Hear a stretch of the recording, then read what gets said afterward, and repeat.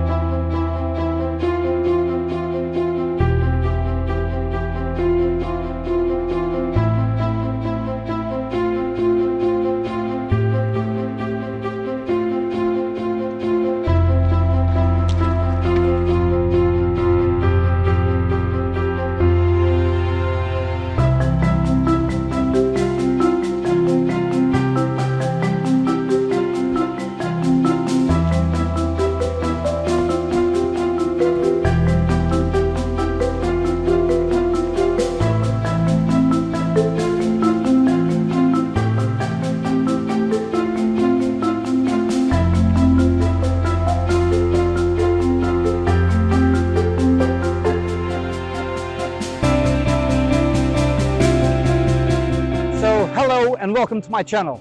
My name is Paulo Viegas and I'm bringing you today to Tavira.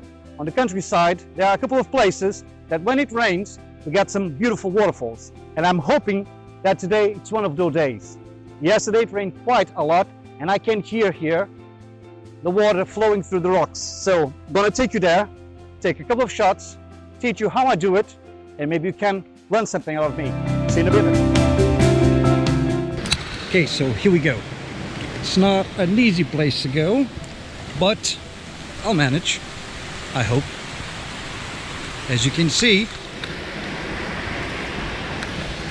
it's quite damp. I'll get drenched for sure. Maybe some flash wounds, but I'll manage. Shit. That's stuck down there. I want to show you in the front.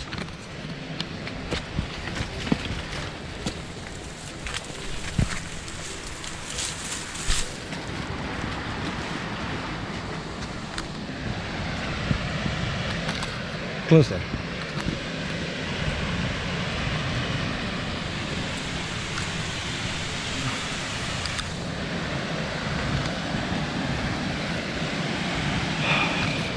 We've reached the place.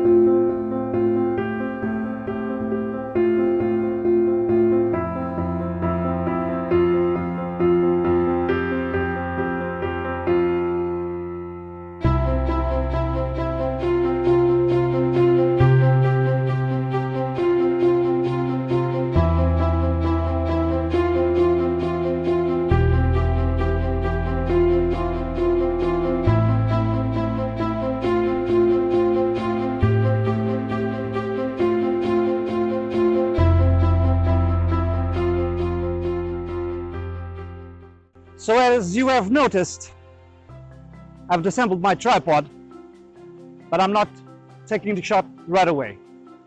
One of the most important things in landscape photography is scouting, and I've done that yesterday.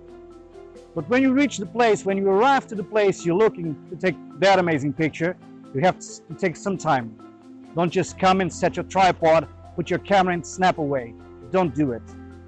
It's all about time. And in landscape photography, you have that. So before I start taking some shots, I'm going to look around, put my camera up to the eye, see if I like the composition, get some angles, check the light, and then I'm doing the shots. Let's do that.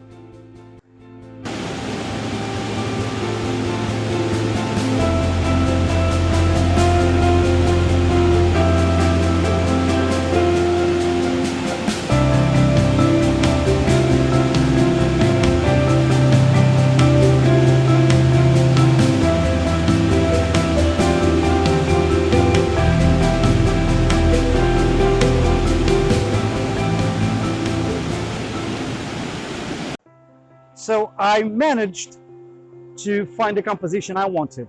So I'm using that tree over there to give some sort of a frame to the picture, and using the waterfalls as leading lines. In landscape photography, those are of the utmost importance to bring you into the photography. Of course, the light is not so good. We're deep on this sort of valley and the sun just went off to another place. So in order to get all the colors, punchy colors, and the textures on the rock and on the bushes and trees, I'm going to do a 5-shot bracketing HDR. That's the best way, since I didn't bring any of my filters, that's the best way to preserve all of the fall colors that are showing here. Okay, so all fancy words, HDR and whatnot, so how do you do that? Well, it's not that hard. Simply, you basically have to do 5 pictures. On my case, at least, you can do 3 or 2 or whatever, or even 7 or more. But in this case, I'm going to use 2. So I'm going to go and underexpose by 2 stops, and then by 1 stop, and then do a perfect exposure, and then overexpose by 1 stop, and then by 2. In the end, I'm going to get 5 pictures. I'm going to get those in Adobe Camera Raw, get them together, and voila! Here's the picture now.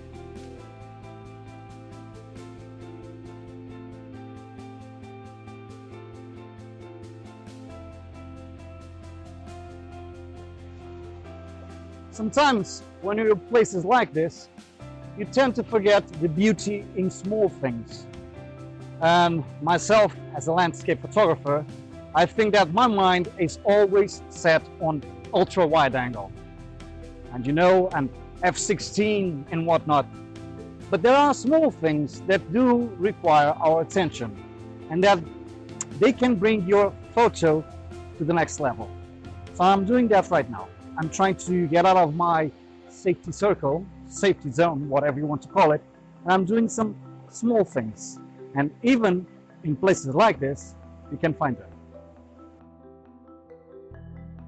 So right here, as you can see, I'm doing a rather small waterfall, cascata, like we say in Portuguese, and it's those simple details that can make a great photo. Well, I'm going to show you the photo in a while, so if you like it, just hit that like button, subscribe, and follow me.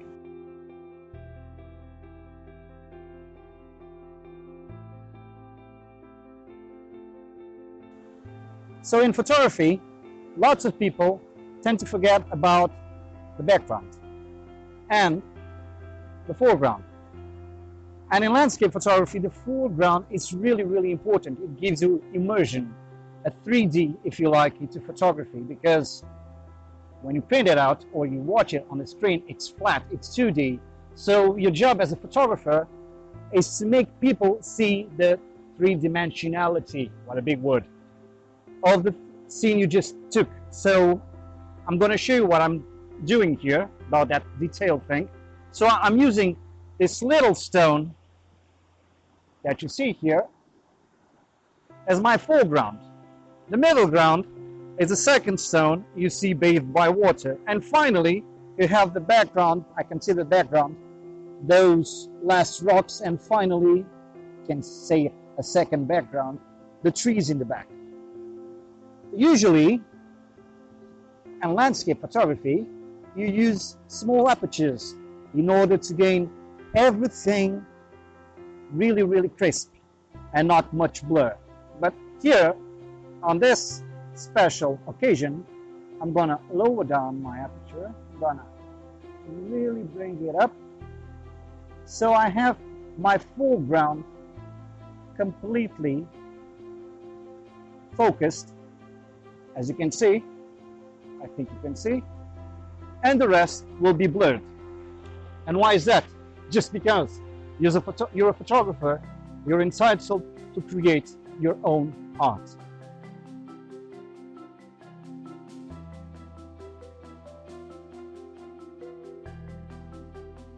So before we leave to another location, one thing I like to tell my students is when you're doing photography, do it for yourself. Do it for the pleasure of going out, of having a walk and going outside and just enjoy nature, as a landscape photographer that is. Don't do photography for the others. You can gain some money, of course, and it's nice to have some nice critique, but if you're doing just for the others, what's the purpose in that? Do you really get a knack out of it? Well, I sure don't. I do this for myself. Of course, if I get some extra money, much better. I can spend it on more stuff for photography, basically. But that's the most important thing. Spend some time out. And with this COVID thing, places like this, secluded places like this, are like little pieces of heaven for me. And that's the thing I enjoy the most doing. So think for yourself and go out.